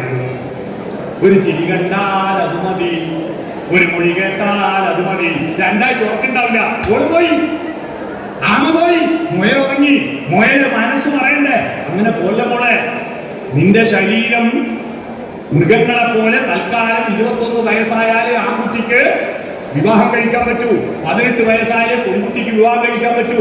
അത് അച്ഛനമ്മമാരുടെ സഹായത്തോടുകൂടി വിവാഹം എന്ന് പറയുന്നത് 2 ശരീരങ്ങൾ ചേരുന്ന വൃത്തികെട്ട പരിപാടിയല്ല. 2 മനസ്സുകളും 2 സംസ്കാരവും ചേരുന്ന മഹാപ്രവർത്തനമാണ്. താലി കെട്ടുന്നത് ഭർത്താവിന്റെ ഹൃദയം ഭാര്യയുടെ ഹൃദയത്തോട് ചേർത്ത് വെക്കലാണ്. ആ ഹൃദയമാണ് താലി. അത് ഹൃദയം പിടിച്ചു കുറച്ചാൽ ചത്തുപോകുന്നതുകൊണ്ടാണ് അത് സ്വർണ്ണത്തിലാക്കിയിട്ട് ഹൃദയത്തിന്മേൽ വെക്കുന്നത്. അവിടെ ഫെവിക്കോളം ഒട്ടാത്തത് കൊണ്ടാണ് നൂലും കെട്ടി കഴുത്ത് കെട്ടുന്നത്. മനസ്സിലായോ? ഇതൊക്കെ പറയുന്ന മനസ്സ്. അച്ഛന്റെ അമ്മന്റെ സ്നേഹവും മറ്റുള്ളവരുടെ സ്നേഹവും തമ്മിൽ എന്താ വ്യത്യാസം അറിയോ? മറ്റെല്ലാവരും നമ്മളെ കണ്ടതിന് ശേഷമാണ് നമ്മളെ സ്നേഹിച്ചത്. എന്നാൽ നമ്മൾ ജനിക്കുന്നതിന് മുമ്പ് നമ്മളെ സ്നേഹിക്കാൻ ആരംഭിച്ചതാണ് അച്ഛനും അമ്മയും. അച്ഛനും അമ്മയും നിങ്ങളെ സ്നേഹിക്കാൻ തുടങ്ങിയപ്പോഴാ? നിങ്ങൾ ഈ ഭൂമിയിൽ ജനിക്കുന്നതിന് മുമ്പ് 10 മാസം മുമ്പ് നിങ്ങളെ സ്നേഹിക്കാൻ ആരംഭിച്ചവരാണ് അച്ഛനമ്മ. അറിയണം, ഇതൊക്കെ പറയേണ്ട മുയലുണ്ടല്ലോ, അത് കിടന്നുറങ്ങി. ശരീരം പുത്ര. ആ സമയത്ത് പാഠപുസ്തകവും പരീക്ഷയും ഒന്നും വേണ്ട. ഏടുന്നെങ്കിലും ആരെ കൊണ്ടാ വിളിക്കുന്നത്? കുട്ടടാ, ബൈക്ക് എടുക്കടാ, സ്കൂട്ടർ എടുക്കടാ, ഓടാ എന്ന് പറഞ്ഞിട്ട് ശരീരം നിങ്ങളെ പ്രേരിപ്പിക്കുക. ആമ ഓവർടേക്ക് ചെയ്യുന്നു, മനസ്സ് മുയല് കിടന്നുറങ്ങുന്നു. ഈ അബദ്ധത്തിലേക്കാണ് കുട്ടികൾ ഭൂരിപക്ഷം പോകുന്നത് ഇപ്പൊ കേരളത്തിൽ. ഇതിൽ നിന്നും കുട്ടികളെ നിങ്ങൾ വൈകാരികമായ പക്വതയും പാഷണൽ കോഷ്യന്റും സ്പിരിച്വൽ കോഷ്യന്റും നിങ്ങൾക്ക് നേടാൻ പറ്റണം. എന്താണ് പാഷണൽ കോഷ്യന്റ്? നിങ്ങൾക്ക് ഒരു പൂവിനെ കണ്ടാൽ ആസ്വദിക്കാൻ പറ്റുന്നില്ലെങ്കിൽ നിങ്ങൾക്ക് റേഷൻ കാർഡിൽ പേര് വെക്കാൻ അർഹതയില്ല. കാരണം പൂക്കൾ മനുഷ്യർ ഈ ഭൂമിയിൽ ഉണ്ടാകുന്നതിന് മുമ്പ് പൂക്കൾ ഉണ്ടായിരുന്നു. പക്ഷെ ആ പൂക്കളെ നോക്കിയിട്ട് ഒരു പശുവും പട്ടിയും പൂച്ചയും കടുവയും പൂവിനെ നോക്കിയിട്ട് മഞ്ഞിൽ വിരിഞ്ഞ പൂവേ പറയൂ നീ ഇളം പൂവേ എന്ന് പാട്ട് പാടിയിട്ടില്ല. കണ്ണെത്താ ദൂരത്ത് കയ്യെത്തണം, കയ്യെത്തും ദൂരത്ത് ചെന്നെത്തണം എന്ന് അത്തം പത്താടുന്ന മുറ്റത്തെ മുല്ലയെ നോക്കിയിട്ട് ഒരു മൃഗവും പാട്ട് പാടിയിട്ടില്ല. മനുഷ്യൻ വന്നത് ഈ പൂക്കളെ കാണാനാണ്. ആകാശത്ത് മഴവില്ലുണ്ടായിരുന്നു മനുഷ്യരുണ്ടാകുന്നതിന് മുമ്പ്. ആ മഴവില്ലിന് 7 നിറമുണ്ടെന്ന് എണ്ണാൻ നമുക്കേ കഴിഞ്ഞിട്ടുള്ളൂ. ആ 7 നിറങ്ങളെ നോക്കിയിട്ട് മാരിവില്ലു പന്തലിട്ട് ദൂരചക്രവാളം മാടി മാടി വീഴിക്കുന്നതറിഞ്ഞില്ലേ എന്ന് പാട്ടുപാടാൻ നമുക്കേ കഴിഞ്ഞിട്ടുള്ളൂ. ഇതൊന്നും ഇല്ലാതെ തിന്നുന്ന സാധനത്തെ മാത്രം നോക്കിയിട്ട് നടക്കുന്നുണ്ടെങ്കിൽ നിങ്ങൾ റേഷൻ കാർഡ് മനുഷ്യർക്കുള്ളതാ. റേഷൻ കാർഡ് ഒന്ന് പേര് പറ്റണം. ആനെ പോയി കിടക്കണം. നിങ്ങൾ ആർദ്രത വേണം, അനുഭൂതി വേണം, സൗന്ദര്യബോധം വേണം. അതിന് മക്കളെ നിങ്ങളുടെ വീട്ടിൽ നിങ്ങളുടെ വീടിന്റെ വ്യാകരണം അടിച്ചു പൊളിക്ക്. നിങ്ങൾക്ക് വേണ്ടിയിട്ടാണോ ഈ സാധനത്തിന് വേണ്ടിയാണോ ഞാൻ എന്ന ചോദ്യത്തിന് ഉത്തരം കണ്ടെത്തണേ. ഈ സാധനം ലോകത്തിന്റെ ഏറ്റവും പുതിയ സാങ്കേതിക വിദ്യയാണ്. ഇതിനെ ഉപയോഗിച്ച് അനന്തമായ കാര്യങ്ങൾ നമുക്ക് പഠിക്കാനുണ്ട്. പക്ഷേ കേരളത്തിലെ 90% യുവാക്കളും സോഷ്യൽ മീഡിയയും മൊബൈൽ ഫോൺ ഉപയോഗിക്കുന്നത് ആരാന്റെ വൃത്തികെട്ട റീലുകൾ കാണാനാണ്. റീലുകൾ കാണുക, തമാശകൾ കാണുക, അല്ലാതെ ഗൗരവതരമായിട്ട് സോഷ്യൽ മീഡിയ ഉപയോഗിക്കുന്നവർ 10% യുവാക്കളാണ്. 10% യുവാക്കൾ. നിങ്ങൾ ആലോചിച്ച് നോക്കൂ, നിങ്ങളുടെ സമയം നിങ്ങളുടെ സ്വന്തമല്ലേ? നമുക്ക് ആകെ ഒരു ജന്മം കിട്ടിയത് 90 വയസ്സ് വരെ ജീവിക്കുന്നുണ്ടെങ്കിൽ 35 കൊല്ലം ഉറങ്ങിപ്പോകും ഇല്ലേ? 24ന്റെ 3/1 8, ഡെയിലി 8 മണിക്കൂർ ഉറങ്ങുന്നില്ലേ? അപ്പൊ 90ന്റെ 3/1 30 കൊല്ലല്ലേ? ചെറിയ പ്രായത്തിലും കുറച്ച് കൂടുതൽ ഉറങ്ങും, 60 വയസ്സ് കഴിഞ്ഞാലും കൂടുതൽ ഉറങ്ങും. അപ്പൊ ഒരു 5 കൊല്ലം എക്സ്ട്രാ 35 കൊല്ലം നമ്മൾ ഉറക്കാം എന്ന് പറഞ്ഞാൽ 35 കൊല്ലം നമ്മളുണ്ടെന്ന് നമ്മൾ അറിയുന്നില്ല. നമ്മൾ ഉറങ്ങുമ്പോൾ നമ്മൾ അറിയോ നമ്മളുണ്ടെന്ന്? അടുത്ത് കിടക്കുന്ന അറിയും തൂക്കം ധരിക്കുന്നുണ്ടെങ്കിൽ, നമ്മളറിയില്ല. നമുക്കത് 35 കൊല്ലം ഉറക്കാന്ന് മനസ്സിലാവാത്തത് നമ്മൾ ഇൻസ്റ്റാൾമെന്റ് ആയിട്ട് ഉറങ്ങുന്നതുകൊണ്ടാ, ഹോൾസെയിൽ ആയിട്ട് കിട്ടും. 35 കൊല്ലം ഉറക്കാം. 55 കൊല്ലമേ നമുക്ക് ബോധമുള്ളൂ. ഈ 55 കൊല്ലത്തിൽ 10 കൊല്ലം ഭക്ഷണത്തിന് വേണ്ടി മാത്രം ചെലവഴിക്കും. ഇനി 45 പകുതി പോയോ? 10 കൊല്ലം ടോയ്ലറ്റ് പലതവണ മൂത്രയിക്കണം. ടോയ്ലറ്റിൽ പോയാൽ പണ്ടെല്ലാം വേഗം എഴുന്നേറ്റ് പോയി കഴിഞ്ഞു. കാരണം നാടൻ കക്കൂസായതുകൊണ്ട് മുട്ടും മടക്കിയിരിക്കുമ്പോ മുട്ട് വേഗം എണീറ്റ് പോകും. എന്നാൽ ഇപ്പോ ചൂടുമൽ ഇരിക്കും പോലെ യൂറോപ്യൻ ക്ലോസറ്റ് വന്നപ്പോ എത്ര നേരം അവിടെ ഇരിക്കാനോ ഒരു പ്രശ്നമില്ലല്ലോ. ചെറുപ്പക്കാര് മൊബൈൽ എടുത്തിട്ടാ കക്കൂസ് പോകുന്നത്. അതിന് പലതും ഡൗൺലോഡ് ചെയ്യാം. മേലെ നിന്നും ഡൗൺലോഡിങ്, താഴെ നിന്നും ഡൗൺലോഡിങ്, രണ്ടും നടക്കുമല്ലോ അല്ലേ? 10 കൊല്ലം അങ്ങനെയും പോയി. 35 കൊല്ലം ബാക്കി. ആ 35 കൊല്ലത്തിൽ 10 കൊല്ലം അസുഖം വന്ന് കിടക്കും. ഉറക്കത്ത് കിടക്കുന്നതല്ല, ബോധത്തോടെ സുഖമില്ലാതെ ആശുപത്രിയിലും തലവേദന, പനി, ജലദോഷം എന്നൊക്കെ പറഞ്ഞിട്ട് കിടക്കും. ഇനി 25 ബാക്കി. ആ 25ൽ 10 കൊല്ലം കുളിക്കണ്ടേ, മുടി ചീകണ്ടേ, ഷേവ് ചെയ്യണ്ടേ, മീശ കട്ടിയണ്ടേ, പൗഡർ ഇടണ്ടേ, പാൻറ് ഇടണ്ടേ, സാരിന്റെ മുന്താണി കൊടുക്കണ്ടേ, പുരികം പൊഴിച്ചു മാറ്റണ്ടേ, വരച്ചുണ്ടാക്കണ്ടേ, എല്ലാം കൂടി 10 കൊല്ലം അങ്ങനെ പോയി. ഇനി എത്രയാ ബാക്കി? 15 കൊല്ലം. മനുഷ്യനാവണം. 15 കൊല്ലമാണ് നമുക്ക് മനുഷ്യനാവാൻ നമ്മുടെ കയ്യിലുള്ളത്. ആ 15 കൊല്ലം ആരോ പടച്ചു വിടുന്ന ഇതുമാണ്ടി ഇരിക്കുക എന്ന് പറഞ്ഞാൽ നമ്മളെ പോലത്തെ പമ്പര ബുദ്ധികൾ വേറെയുണ്ട്. അതുകൊണ്ട് പ്രിയപ്പെട്ട മക്കളെ, നമ്മൾ അതിജീവിക്കണം. പ്രകൃതിയുടെ ദുരന്തങ്ങളൊക്കെ ഉണ്ടെങ്കിലും നമുക്ക് ജീവിതം മുന്നോട്ട് നിന്ന് തന്നെ പോകണം. അതിനുവേണ്ടി നിങ്ങളുടെ ബുദ്ധിയും വികാരങ്ങളും പ്ലസ് ചെയ്യണം. ബുദ്ധിയും വികാരങ്ങളും പ്ലസ് ചെയ്യണം. ഇന്നലെ ഇല്ലാത്തൊരു ലോകം നാളെ ഞാൻ സൃഷ്ടിക്കുമെന്ന ഇച്ഛാശക്തിയോടുകൂടി മുന്നോട്ട് പോകണം. അല്ല എന്നാൽ നിങ്ങളെ ഈ ഉൽപ്പന്നങ്ങൾ ഉണ്ടാക്കി വിൽക്കുന്ന കമ്പനികൾ നിങ്ങളെ കൊണ്ടുപോവുകയാണ്. പരസ്യങ്ങളിലൂടെ നിങ്ങളെ കൊണ്ടുപോയി നിങ്ങളെ വെറും ഇല്ലുമിനാട്ടികളാക്കി കളഞ്ഞു. എന്താ ഇല്ലുമിനാട്ടി? ഇല്ലുമിനാട്ടി എന്ന് പറഞ്ഞാൽ മനുഷ്യന്റെ നന്മകളൊന്നും വേണ്ട, മര്യാദകളൊന്നും വേണ്ട. കട്ട ചോര കൊണ്ട് ജ്യൂസ് അടിച്ച് സോഡാ സർബത്ത്, കട്ട ചോര കൊണ്ട് അല്ലെ, പേന കത്തി കൊണ്ടാണ് ആദ്യാക്ഷരം കുറിക്കുന്നത്.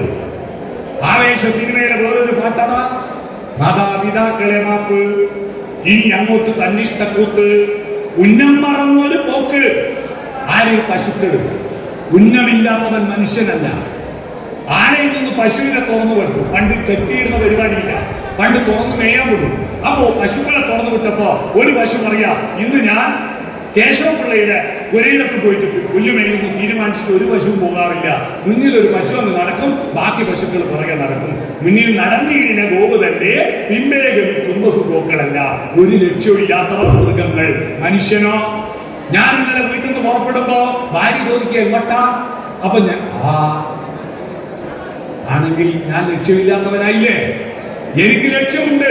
നെയ്യാറ്റിൻകരയിലെ ഒരു സ്കൂളിലാണ് ഞാൻ പോകുന്നതെന്ന് പറഞ്ഞിട്ട് ഉന്നം മറന്ന പോക്ക് പറ്റില്ല. ഉന്നം മറന്നൊരു പോക്ക്. കേട്ടിട്ടില്ല പാട്ട്? മാതാപിതാക്കളെ മാപ്പ്, ഇനി അങ്ങോട്ട് തന്നെ ഇഷ്ടക്കൂത്ത്, ഉന്നം മറന്നൊരു പോക്ക്, ഗുണപാഠങ്ങളോ മതിയാക്ക്, ഇതെൻ പാട എന്നധികാരം, വഴി തെറ്റാനുണ്ട് അവകാശം.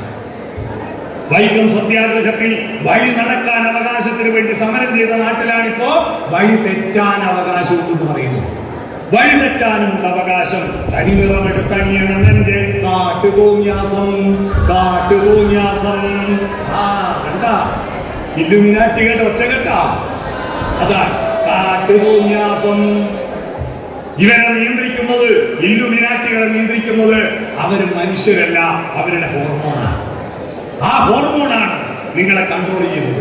അതുകൊണ്ട് നിങ്ങൾ ഇപ്പൊ തീരുമാനിക്കണം, ഗുരു മനസ്സാണോ ഗുരു ശരീരമാണ്. ശരീരം ഗുരുവായാൽ മൃഗമായി, മനസ്സ് ഗുരുവായാൽ മനുഷ്യനായി. ആ തരത്തിൽ മുന്നോട്ട് പോകാൻ പുതിയ പഠനങ്ങളിലേക്ക് പോവുക, പുതിയ ചിന്തകളിലേക്ക് പോവുക, പുതിയ ചോദ്യങ്ങൾ ഉന്നയിക്കുക, പുതിയ അന്വേഷണങ്ങൾ നടത്തുക. അങ്ങനെ ഇവിടെ സമ്മാനം വാങ്ങിയ കുട്ടികൾ അവർക്ക് പരസ്യമായിട്ട് സമ്യക്കായി മാനിക്കുക, ആളുടെ കൂട്ടത്തിൽ അവരെ ബഹുമാനിക്കുക. മാൻ ഡൈ ഫോർ റിബൺ എന്നൊരു ചൊല്ലുണ്ട്. ഇത് പണ്ട് അംഗീകാരത്തിന്റെ ഭാഗമായിട്ട് കഴുത്തിൽ കുത്തി കൊടുക്കുന്നവരെ ആദരമായിരുന്നു റിബൺ കുത്തി കൊടുക്കുക. അതിനുവേണ്ടി മനുഷ്യൻ മരിക്കും ആൾക്കൂട്ടത്തിൽ നിന്ന് ആദരവ് കിട്ടാൻ. അതുകൊണ്ട് ആ ആദരവ് കൊടുക്കുമ്പോ ഇവിടെ ഇരിക്കുന്ന ബാക്കി കുട്ടികൾ മനസ്സിലാക്കണം, അടുത്ത വർഷം ഈ ആദരവിന് ഞാനും അർഹത നേടുമെന്ന് പ്രതിജ്ഞ ചെയ്യുക. ഞാൻ മുന്നോട്ട് പോകും, ഞാൻ അതിജീവിക്കും. അതുകൊണ്ട് നിങ്ങൾക്ക് സ്പിരിച്വൽ ക്വസ്റ്റ്യന്റ്, ധാർമ്മിക മൂല്യങ്ങൾ ഉണ്ടാവണം, ശാസ്ത്രബോധം വേണം. ശാസ്ത്രമാണ് ഈ വികാസം മുഴുവൻ ഉണ്ടാക്കിയത്. ശാസ്ത്രമാണ്. കവളപ്പാറയിലെ ദുരന്തത്തിൽ, അല്ലെ പുത്തുമലയിലെ ദുരന്തത്തിൽ, അല്ലെങ്കിൽ മുണ്ടക്കയിലെ ദുരന്തത്തിൽ ഈ ശാസ്ത്രത്തിന്റെ കണ്ടുപിടുത്തമില്ലായിരുന്നുവെങ്കിൽ ബെയ്ലി പാലം ഉണ്ടാവില്ല. ബെയ്ലി പാലമില്ലായിരുന്നുവെങ്കിൽ അവിടുത്തെ മരണം 1000-ന് മേലെയാകുമായിരുന്നു. കുറെ ആളെ രക്ഷിച്ചല്ലോ. ആ രക്ഷിക്കാൻ കഴിഞ്ഞത് ശാസ്ത്രത്തിന്റെ കരുത്തുകൊണ്ടാണ്. ശാസ്ത്രത്തിന്റെ കരുത്തുകൊണ്ടാണ്. ആ ശാസ്ത്രത്തിന്റെ വികാസം സയൻസ് ക്വസ്റ്റ്യൻ ഉണ്ടാവണം, സാമൂഹ്യ ബന്ധം ഉണ്ടാവണം. ഇതെല്ലാം തന്നത് സമൂഹമാണ്. 1881 മുതൽ ഈ സ്കൂളിന് ഇത്രയും ചരിത്രത്തിൽ ആരൊക്കെ, ശ്രീനാരായണ ഗുരു പോലും ഭൂമി സംഭാവന ചെയ്ത ഒരു മഹത്തായ വിദ്യാലയത്തിലാണ് ഞാൻ പഠിക്കുന്നത്. അതുകൊണ്ട് ചരിത്രം അറിയണം. എവിടെ നിന്നോ വന്നു ഞാൻ എന്ന് അന്വേഷിക്കണം. എവിടേക്കോ പോന്നു ഞാൻ എന്ന ലക്ഷ്യം വേണം. അല്ലാതെ എവിടെ നിന്നെത്തി എന്നറിവില്ല, ഏതാണ് ലക്ഷ്യമെന്നറിവില്ല, മാനവ സുഖമെന്ന മായാമൃഗത്തിനെ തേടുന്ന പാന്തൻ ഞാൻ എന്ന മട്ടിൽ പോകാതെ കടന്നു വന്ന വഴികളറിഞ്ഞ് ലക്ഷ്യബോധത്തോടുകൂടി മുന്നോട്ട് പോകുന്ന കുട്ടികളാവണം. ഇവിടെ ഇന്ന് സമ്മാനത്തിന് അർഹരായ മുഴുവൻ കുട്ടികളെയും ഞാൻ ഹൃദയം നിറഞ്ഞ് അഭിനന്ദിക്കുന്നു. അവരെ അതിന് അർഹരാക്കിയ അധ്യാപകരെ അഭിനന്ദിക്കുന്നു. അതിന് സാഹചര്യം ഒരുക്കി കൊടുത്ത രക്ഷിതാക്കളെ അഭിനന്ദിക്കുന്നു. ഈ മനോഹരമായ അനുമോദന ചടങ്ങ് ഇത്രയും സുന്ദരമായി സർഗാത്മകമായി ഒരുക്കിയ ഇവിടുത്തെ എല്ലാ അധ്യാപകരെയും വിദ്യാർത്ഥികളെയും ഇതിന്റെ മാനേജ്മെന്റിനെയും PTA കമ്മിറ്റിയെയും അഭിനന്ദിച്ചുകൊണ്ട് ഈ പരിപാടിക്ക് എന്നെ ക്ഷണിച്ചതിന് ഇതിന്റെ സംഘാടകരോട് നന്ദി പറയുന്നു. ഇത്ര നേരം എന്റെ പ്രസംഗം കേട്ടിരുന്നതിന് നിങ്ങളോട് നന്ദി പറഞ്ഞുകൊണ്ട് എല്ലാവർക്കും ഒരിക്കൽ കൂടി നന്ദി പ്രകാശിപ്പിച്ചുകൊണ്ട് ഞാൻ എന്റെ ഭാഷണം ചുരുക്കുന്നു. നമസ്കാരം. നമുക്ക് മുമ്പിൽ തെളിഞ്ഞ ഈ മുഖം, സ്നേഹത്തിന്റെ മുഖം, സ്വന്തമായുള്ള ഈ കൂട്ടുകാരൻ, ഒറ്റ വർത്തമാനത്തിന്റെ നിറവ് കൊണ്ട് നമ്മുടെയൊക്കെ കരൾ തുടിപ്പോട് ചേർന്ന് നിൽക്കുന്ന ഈ സഹൃദയൻ, ഇന്നത്തെ വ്യക്തിപരമായ സങ്കട നിഴലിന്റെ ആ കാഴ്ചകളെ പോലും, സങ്കട നിഴലിനെ പോലും മാറ്റി നിർത്തി നമുക്കൊപ്പം സന്തോഷത്തിന്റെ നല്ല വാക്കുകൾ പകരാൻ ഓടിയെത്തിയ ഈ കൂട്ടുകാരന് നെയ്യാറ്റിൻകര ഗവൺമെന്റ് ഹയർ സെക്കൻഡറി സ്കൂളിന്റെ സ്നേഹം നിറഞ്ഞ ഒരു ഉപഹാരം സമ്മാനിക്കുന്നു.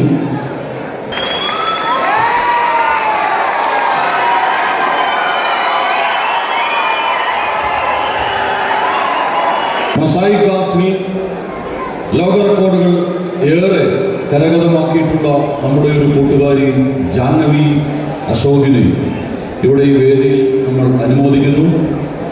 ആ ഉപഹാരം സമ്മാനിക്കുന്നത്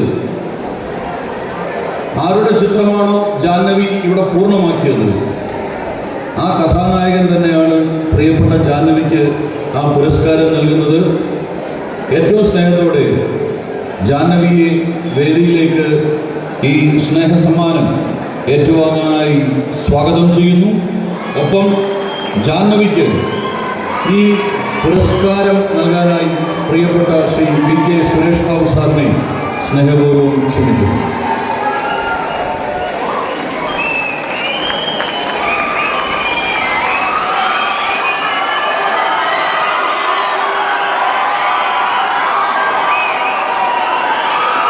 ഇനിയും ഒരുപാട് നേട്ടങ്ങൾ പ്രിയപ്പെട്ട ജാഹ്നവിക്ക് കൈമുതലായി കിട്ടട്ടെ എന്ന് ആത്മാർത്ഥമായി ആശംസിക്കുന്നു.